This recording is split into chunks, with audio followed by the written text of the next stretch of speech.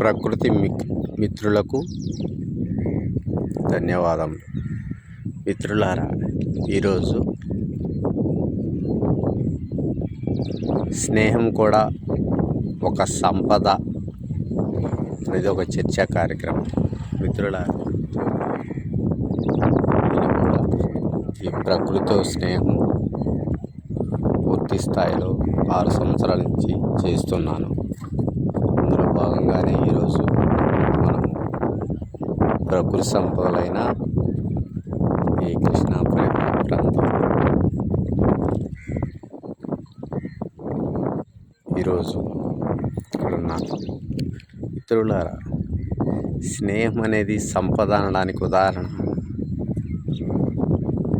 మనకు కొన్ని న్యాచురల్గా సహజసిద్ధంగా జరుగుతుంటాయి. నా జీవితంలో కూడా అది ఒక భాగం అనడానికి మా మిత్రుడు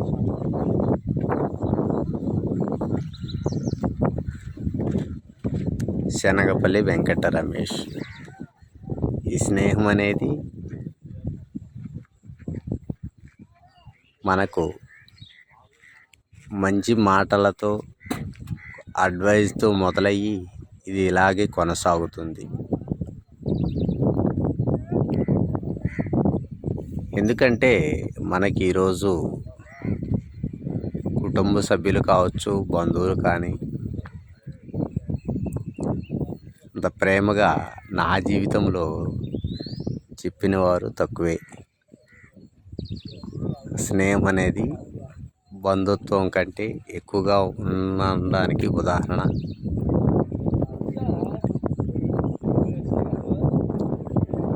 నా 10th 92-93 కంప్లీట్, మా స్నేహితుడిది 90-91 కంప్లీట్. తన హెచ్ఈసి కంప్లీట్ అయ్యి డిగ్రీ బిఏ చదువుతున్నాడు, ఫస్ట్ ఇయర్ అనుకుంటా. మరి నన్ను ఏం చదువుతావు అని అడిగారు. తను చదివి హెచ్ఈసి తీసుకుంటాను గ్రూప్ అన్నాను. కాదు, ఎంపీసీ చదువు అన్నారు. మరి మ్యాథ్స్ అంటే భయం అన్నాను. బైపీసీ చదువు అన్నారు. రెండో మాట మాట్లాడకుండా బైపీసీ తీసుకున్నాను అదే కాలేజీలో. మరి ఈరోజు పదే పదే ఈ ప్రకృతి పక్షము, ప్రకృతి సంపదలు మాట్లాడడానికి కారణము మనకు ప్రపంచవ్యాప్తంగా ఎన్నో మార్పులు చెందాయి. మరి మేధావులు కావచ్చు, రాజకీయ పక్షాలు కానీ సంపదలు ధన రూపంలో కానీ వస్తు రూపంలో కానీ పెంచారు, సౌకర్యాలు పెంచుకున్నారు. కానీ ఒక ప్రకృతిని మాత్రమే ఈ 100 సంవత్సరాలు చూస్తే 12% లోటు ఉంది.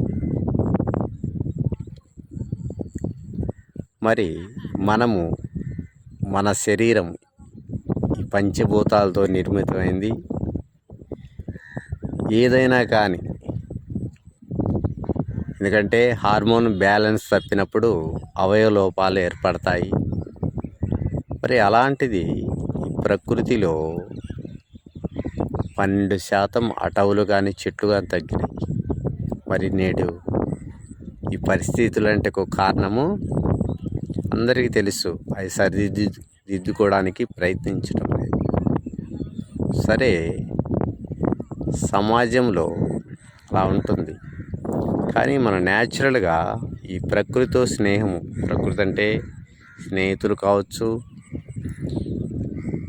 మరి మనం చేస్తున్నాం. నేను 2018లో మా పొలంలోనే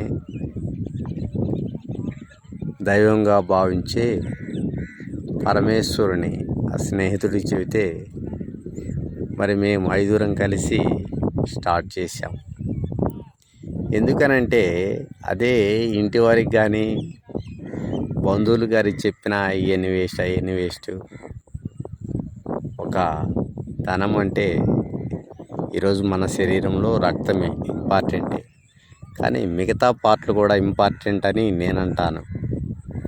కాబట్టి బయటి వారు మనం మాట్లాడే తీరు, ఎందుకంటే మన దేహమే దేవాలయమైనప్పుడు మనం తీసుకుండే ఆహారము, మాట్లాడే మాటలు కూడా దేవాలయం నుంచి మంచి వస్తాయి కదా. కాబట్టి ఈ స్నేహంలో అలాంటి తేడా లేదు కాబట్టి ఇప్పటి వరకు కూడా ప్రేమగా మాట్లాడుకుంటున్నాము.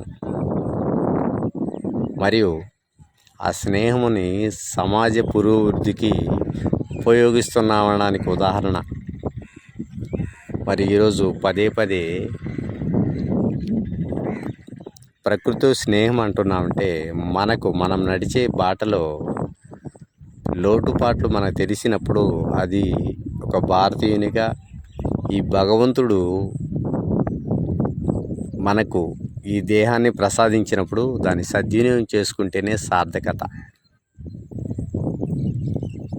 కాబట్టి మిత్రులారా,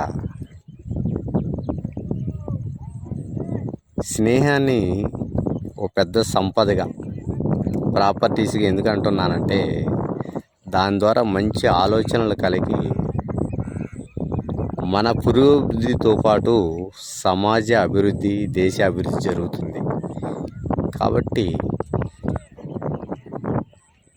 ఈ ప్రకృతి స్నేహితుల సంఖ్య పెంచుకోవాల్సిన అవసరం ఉంది.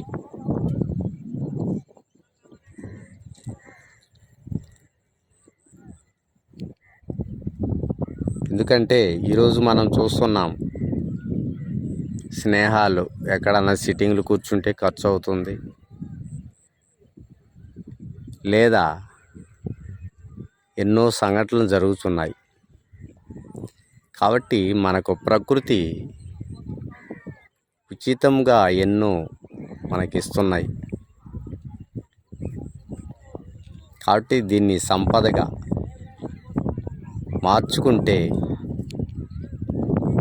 సంపదగా అంటే ఈరోజు ఒక ధనాన్ని చూస్తున్నాం,